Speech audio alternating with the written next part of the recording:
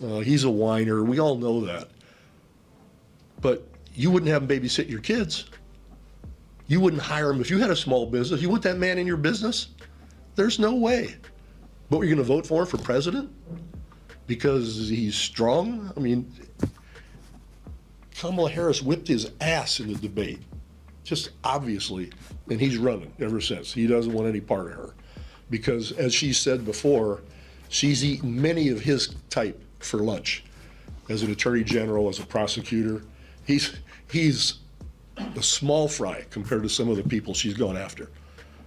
And he knows it. So all he can do is cut people down, and do what he does. We've all seen all that kind of stuff.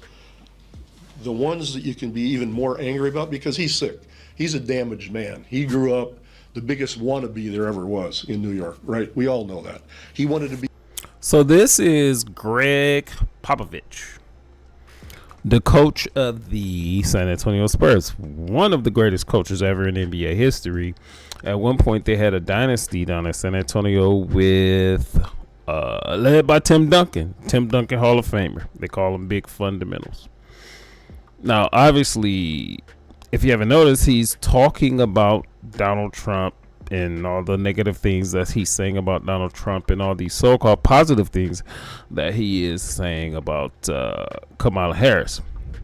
He said she whooped his ass in the debate. Now, obviously, I'm going to beg to differ with that because the consensus regarding Donald Trump going into that debate is pretty much let her talk. And then prior to that, she wanted all these concessions and able to keep notes and all these type of things, cut mics, not cut mics. She wanted all these concessions, basically because she's an actress, a terrible one at that. But so at this point, this is about part of the reason why the NBA sucks today. Now, you got this type of thing with the wokeism going on. And I feel that at this point, I'm really tired. I'm really tired of talking about the woke because it's just, I thought it was subsiding at this point, but I think it's a little bit of an older clip with Greg Popovich, maybe a few days old or something like that, or weeks old or something like that. But nonetheless, wokeism is still alive and kicking, and it's still relevant with a lot of people who still seemingly have some power in their voice and their platforms and things of that nature.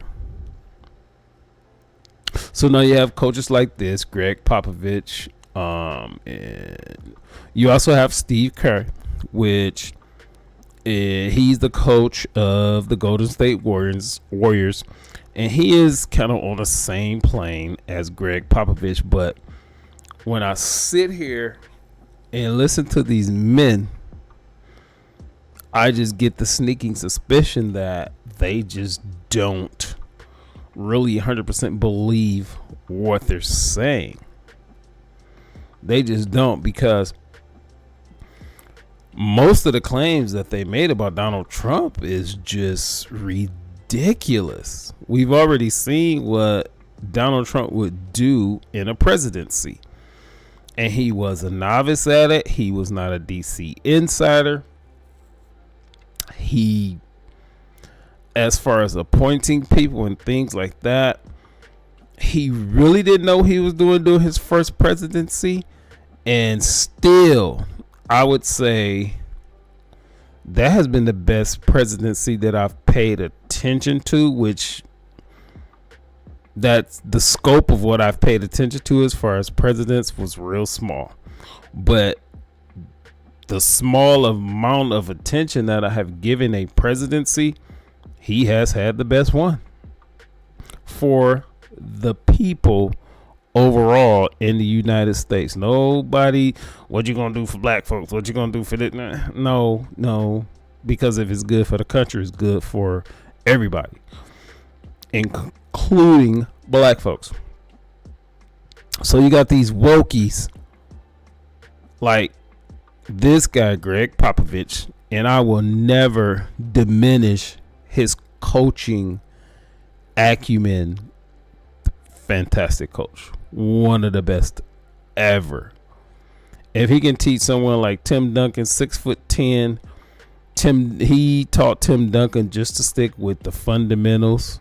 Shaq nicknamed Tim Duncan Big Fundamentals, which was kind of a joke, this, that, and the other. But Tim Duncan took his big fundamentals and just took that to the Hall of Fame. My point is that as a coach, he convinced Tim Duncan, look, you 6'10", you down low, you don't need to dunk every time. You don't have to worry about shooting threes like a lot of these guys are today. Look, get the ball down low, 2 dribbles, fade away, boom. Great coach.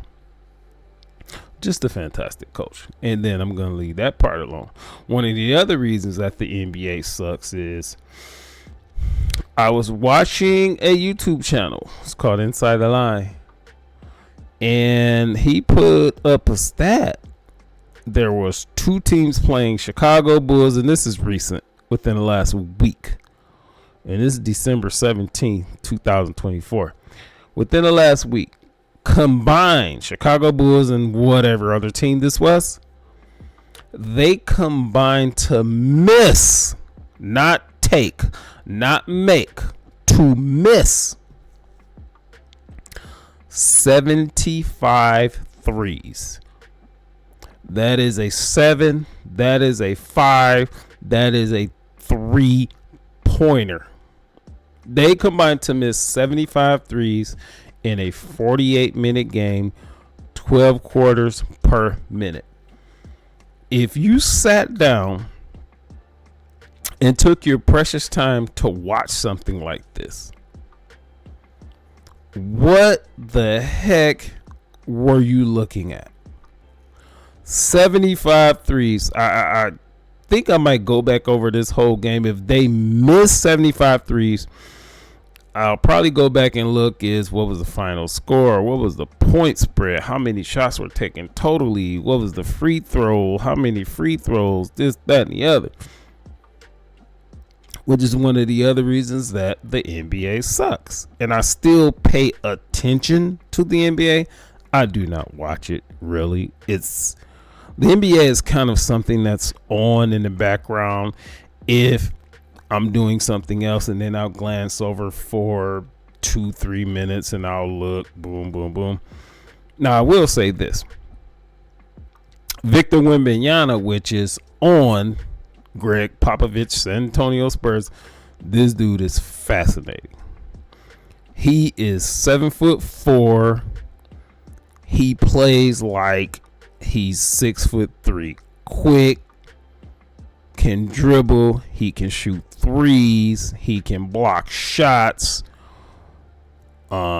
Just the tallest dude on the court 99% of the time, unless they play who has, what is it, Bogdanovich or whatever it is. I think Bogdanovich is a little bit taller, 7'5", 7'6". But other than that, Victor Wembanyama is the tallest guy on the court. But you see this guy handle the ball, shoot three, just looks like a guard at 7'4". Now that is fascinating to me. I will watch Victor Wembanyama. They call him Wemby. I will watch that, but I mean, other than that, I don't really pay attention to the NBA. But I think they're missing a huge opportunity because they have Ja Morant, which recently Ja Morant has came out and said he's really not gonna dunk anymore. Now, me knowing a little something about basketball, I can understand because that's gonna save huge on his knees and some of the wear and tear on his body. But as a product, as an entertainment product, I will watch the Memphis Grizzlies to see Ja Morant dunk. That's what I'm gonna do. The dude is 6'2", 6'3", can jump through the roof, dunk on anybody at any given time. So for whatever reason, he just made the decision that he's not going to dunk. And then with all the threes that they're taking in the NBA, it's kind of like, okay, y'all got to stop taking all these threes. Because to shoot a good 3-point percentage as a team or a person, you have to be in the 30s, the high 30s. So what does that mean? That means you're missing 7 out of 10. Now in baseball, if that's the case, that's going to get you to the Hall of Fame. If you get 3 hits out of 10 on a consistent basis for a number of years, that'll get you to the Hall of Fame.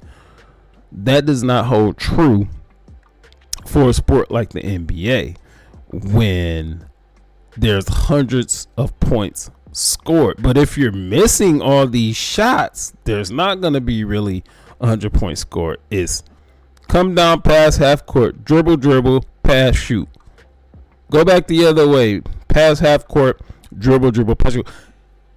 Can we see some strategy? Because at the end of the day, the NBA is still entertainment, which is we like to see storylines, right?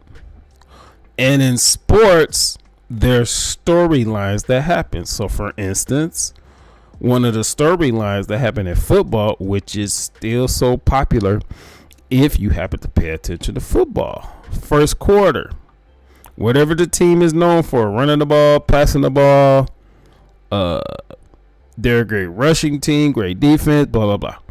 You can see a storyline develop. If the team is a great running team, they're going to run the ball on first down, that's 3 yards. They're going to run the ball on second down, that's 3 yards. So that's 6 yards. So now on third down, it's 3rd and 4. So now you have all options open to you. Now you take that into the 3rd and 4th quarter. Now the defense has made adjustments. There is a storyline that's going on here. So now that the defense knows what this team is going to do, what is the offense going to do now? They know they can run the ball.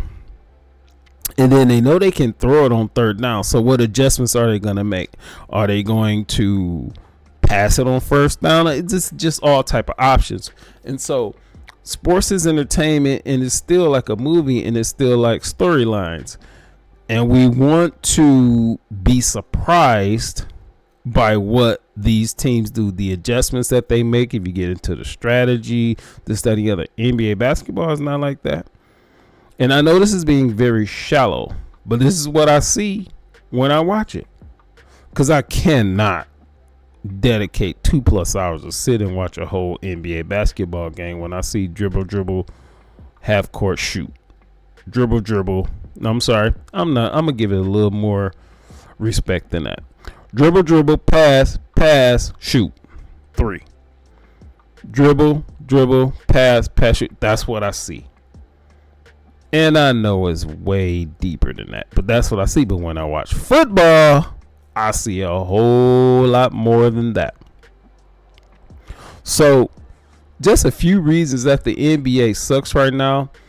And it says in their ratings at the moment, and they just did a renewal of contract over several different entities, ESPN, Prime, NBC, 76 billion over whatever number of years. And there are reports out that they are concerned.